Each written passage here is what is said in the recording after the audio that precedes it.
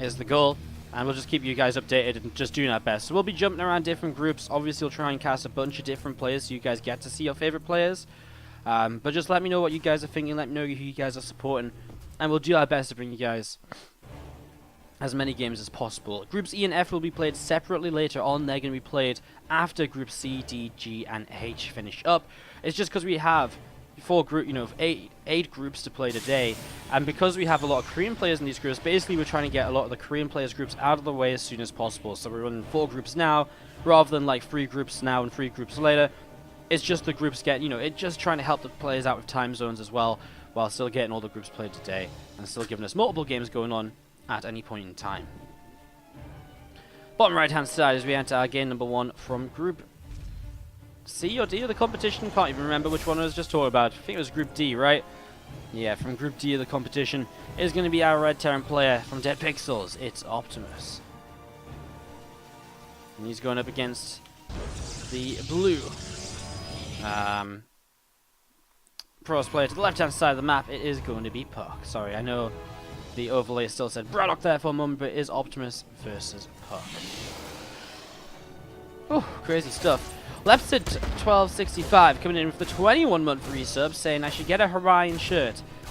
Don't know why, man. Thank you so much for the 21-month resub. I'll try and play a song request during a break, but it's pretty fucking crazy today with all these different games going on and stuff to start opening extra tabs and stuff like that. So I'll try my best, but no promises made. Sorry.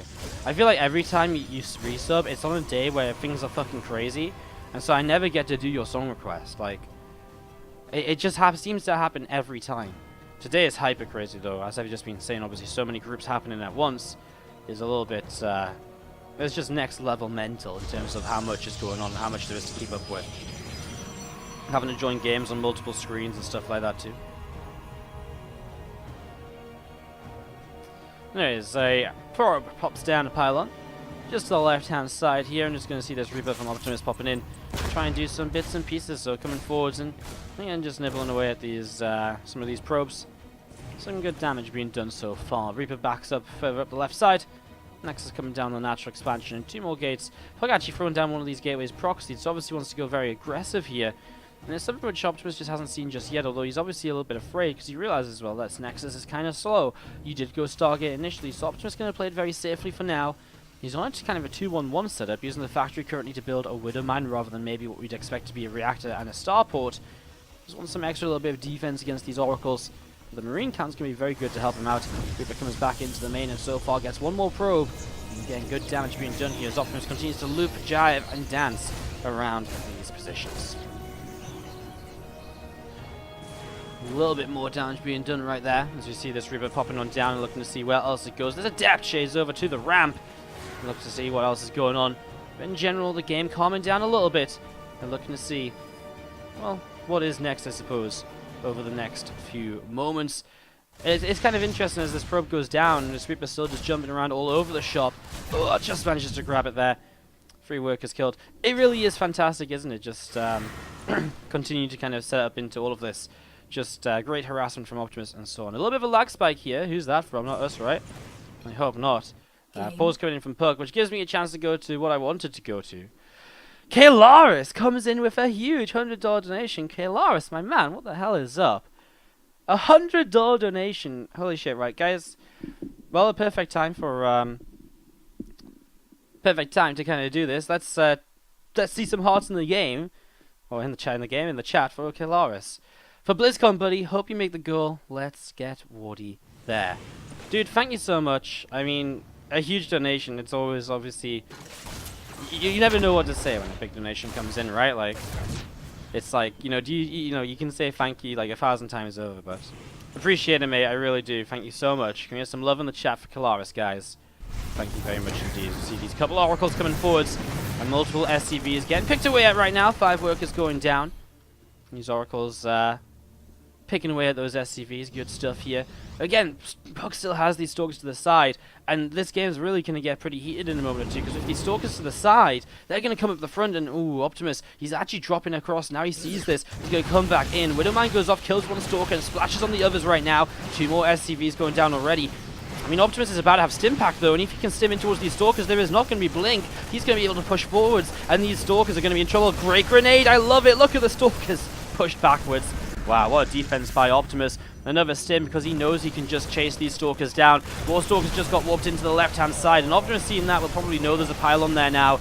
Medivacs won't go down though, and puCK will have to GG out, and that is going to be Optimus taking game number 1. This is puCK. Thank you, Green MC, for the Cheer 56 as well. Starting to chip away at that health of Kalaris. Just one of the biggest bid bosses I think we've had in quite a while, I would say. Pretty fair, pretty expected, I suppose. 9,900 health to go. That's going to take some chipping, but thank you, Green MC, for the Cheer 56. And let's go into game number 2. To the bottom left-hand side, it's our red Terran player from Dead Pixels. Give it up, guys, if you're cheering on Optimus. The upper right, our blue Pros player, it's going to be puCK from Brute Gaming.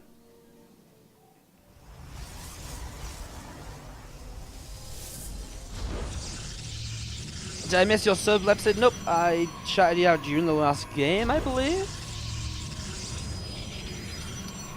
I shouted you at the start of, or during this last game or so. And as we just see this setup coming in. Just a few kind of interesting little bits and pieces of builds coming through here, nothing too crazy out of the ordinary. How is the start of this game better than the start mid-game of that game? Because we really kind of go for the focus on one game and then bring you guys kind of updates from the other game is what we're aiming to do. I know it might seem silly, but for me to be able to upload things on YouTube, etc., it doesn't make sense to cut into a game halfway through and stuff like that. You know, I'd rather kind of go in from the start, and just even if it is just the first couple of minutes of builds, etc., like, nice to see, nice to get the complete story here between puCK and Optimus. You know, for example, if Daishy and Hurricane were about to go into a massive fight, if the game was about to end, maybe we stick with it a bit longer, but the reality is Daishy Hurricane in game number 2 is just ongoing. Like, some drops are going down, some bits and pieces, nothing too crazy.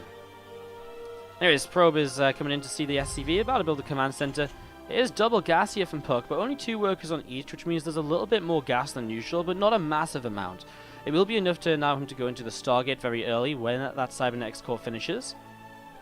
And he'll drop that down when the next few moments. Stargate gets popped, and he's going to be seeing that on the way up now. So, Stargate coming on into play, and again this probe of puCK just, again, pulling back through the center and towards the upper right-hand side. So, he already scouted to see what was going on. It's interesting, this Stargate, because it's not like it's really proxied or aimed to hit quickly, you know. It's just hidden to try and make people, you know, to try and make Optimus here not really kind of 100% see what exactly is going on. So that Stargate coming up right now, as this Ripper going to be hopping up in towards the main in the next few moments. He might actually even get this probe kill, which he does. Adept here. Oh, he actually hops in towards the Adept. Oh, he just turns away in time.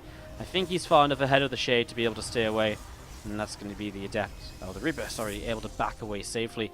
Stargate finishes up. Optimus hasn't seen it yet. Hasn't seen the main base either, though. And so the thing is, proxying the Stargate up here, just kind of hidden rather than proxied close. For now, Optimus is kind of going to play as though there could be a Stargate anyways, right? If he'd seen the main base and seen the lack of a Stargate, maybe he worries and overcommits more. But right now, he's just going to play it out fairly standard and fairly much, you know, very much so as you would kind of expect this to go for the few moments. So Reaper pops on up and goes in towards the main base in the next couple of moments, and Adept does get grenaded around just slightly. Again, this Reaper hopping around the back, and Adept still chasing this Reaper down. Reaper just looking to see where exactly it can go. Nexus on the low ground. And as we're going to be seeing the Reaper just again having a little bit of a think here, hops back up to the high ground. And we're just going to be seeing continuing to fight those Adepts. Ooh, does go down. And again, he's had a good scout so far though, and as this Oracle hits the natural in a moment, well, what preparation is there? There's actually not much in the natural. The Widow Mine is somewhere, probably over here, I guess. Actually not too sure. Oracle doesn't commit. Anyways, a little bit afraid. Where is that Widow Mine? There it is, behind the barracks. Marines can pull on over though, and so SCVs can get back to mining. No real issue there. And that will continue then. So again, that Twilight Council about halfway done right now. You see this pylon building up from puCK 2, so setting up in towards that. And again, Pro just being chrono boosted at the moment out of this natural expansion. Really kind of a calm and patient game after this kind of weirder start of this Stargate just being hidden a little bit, but no real damage gained from this. Optimus with a Cyclone on the way out and could get aggressive from this point. Could maybe push forwards. I don't know if he's going for Cyclone to be aggressive or Cyclone to be kind of defensive. The Cyclone early game is very good at being you know, taking those sort of trades. You're just going to see those bio units gathering up together. Optimus getting ready to see what the next move for himself will be here in the next few moments.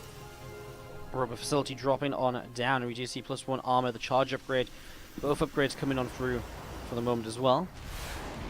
Viking actually comes in and turn these oracles around, nicely positioned, and again, not really much to talk about in that regard. And seeing this robot facility just going to be finishing up then, and again, Twilight Council on the Forge. The upgrades continue to come through, puCK just setting up into the 3 bases, and still Optimus just setting up into his own build orders as well. You know, and his 3rd CC up, with the 3rd command center on the way. It's going into that very standard macro-focused game.